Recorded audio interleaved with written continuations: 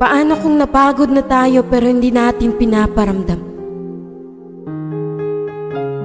Paano kung gusto mo nang sumuko pero ang tanging pinapakita mo lang ay ang paglaban? Sa buhay, hindi natin kailangan ipakita na palagi tayong malakas, masaya. Minsan, kailangan din natin ipahinga. Ilabas ang bawat pagod at salita. Maraming hindi nakakaintindi. Pero ito, andito tayo sa realidad na kung saan tinatago natin ang sakit na nararamdaman.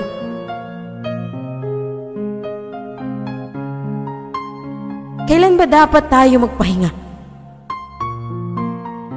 At kailan sabihin na ayaw ko na? Kasi maraming pagkakataon na ang sarap bumalik sa umpisa. Na walang iba. Ang sarap mabuhay. Pero ang hirap mapagod.